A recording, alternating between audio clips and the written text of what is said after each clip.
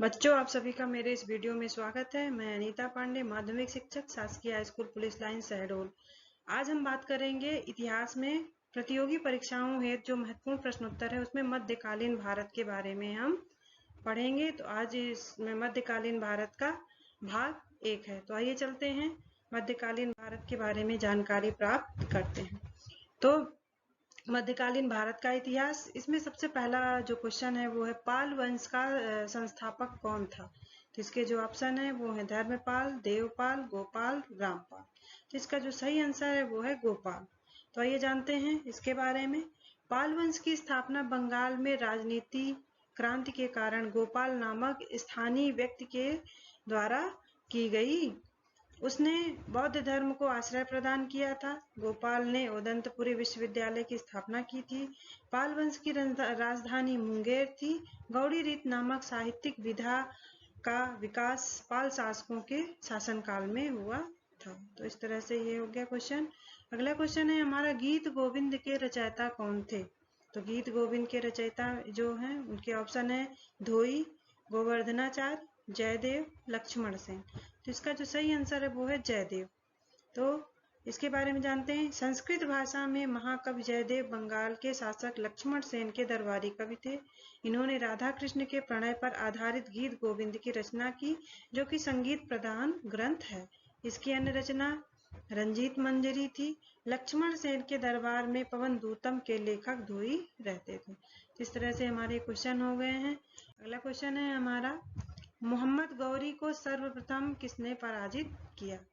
तो इसके जो ऑप्शन है वो है भीम द्वितीय, पृथ्वीराज चौहान, जयचंद्र, पृथ्वीराज द्वितीय। इसका जो सही आंसर है वो है भीम द्वितीय। तो आइए जानते हैं इसके बारे में। मूल राज द्वितीय के शासन काल में मोहम्मद गौरी ने 1178 ईस्वी में गुजरात में आक्रमण किया था, किंतु मूल राज द्वितीय या भीम द्वितीय ने आबू पर्वत के निकट उसे पराजित किया था। संभवतः गौरी की भारत में पहली पराजय थी। अगला क्वेश्चन है हमारा, गुलाम वंश का संस्थापक कौन था। तो इसके जो ऑप्शन है वो है इल्तुतमिश, अलाउद्दीन खिलजी, बलबन और कुतुबुद्दीन ऐबक। इसका जो सही आंसर है वो है कुतुबुद्दीन ऐबक। तो ये जानते हैं इसके बारे में। कुतुबुद्दीन ऐबक गुलाम वंश का संस्थापक था, जिसे मोहम्मद गौरी ने नियुक्त किया था। वह मोहम्मद गौरी का गुलाम था। इस वंश ने दिल्ली की सत्ता पर 1206 से 1290 ईस्वी तक राज्य किया था।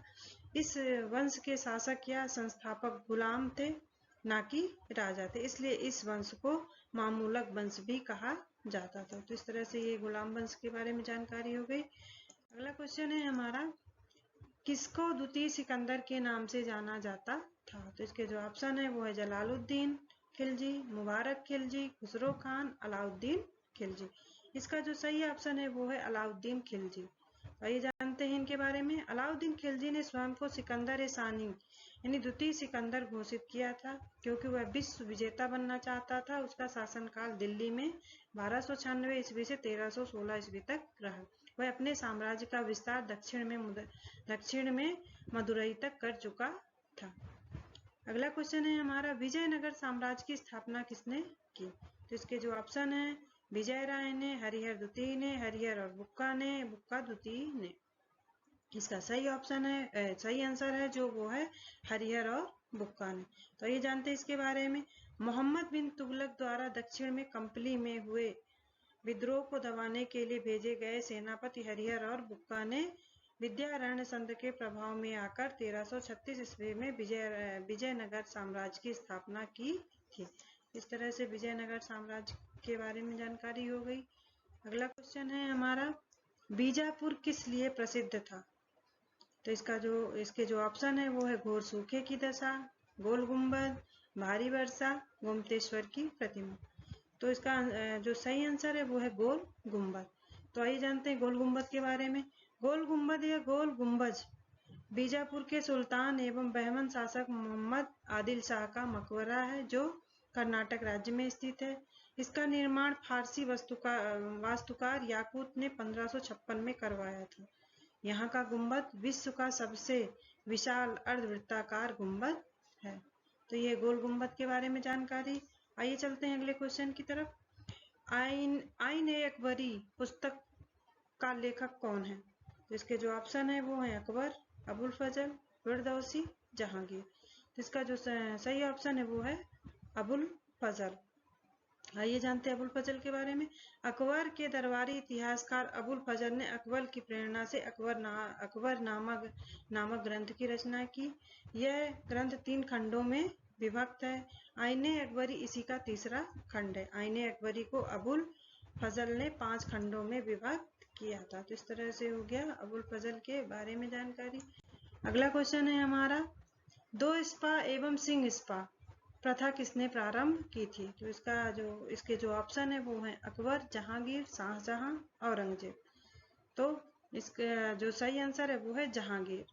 तो 2 स्पा एवं सिंह स्पा प्रथा का प्रारंभ जहांगीर ने अपने शासनकाल के दौरान प्रशासनिक कार्य के अंतर्गत किया था। इन दोनों के अंतर्गत बिना जात पद बढ़ाए मनसबदारों को अधिक सेना रखनी पड़ती थी। 2 स्पा के मनसबदारों को अपने सवार पद के 2 गुने घोड़े रखने पड़ते थे और सिंह स्पा के मनसबदारों को अपने सवार पद के 3 गुने घोड़े रखने पड़ते थे। मनसबदारों को वेतन व जागीर दोनों ही रूप में देने की व्यवस्था थी। तो इस तरह ये हो गया क्वेश्चन। अगला क्वेश्चन है हमारा, दिल्ली के लाल किले का निर्माण किसने करवाया था? तो इसके ऑप्शन है अकबर, नूरजहां, जहांगीर, शाहजहां। तो इसका जो सही आंसर है वो है शाहजहां। तो आइए जानते हैं इसके बारे में। 1648 ईस्वी में शाहजहां ने दिल्ली में अपने नाम पर शाहजहानाबाद नगर की स्थापना की तथा अपनी राजधानी आगरा से दिल्ली स्थानांतरित किया। शाहजहानाबाद के भवनों में लाल किला प्रमुख है।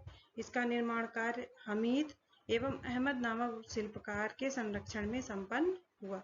वर्ष 2007 में यूनेस्को के विश्व विरासत सूची में शामिल किया गया था।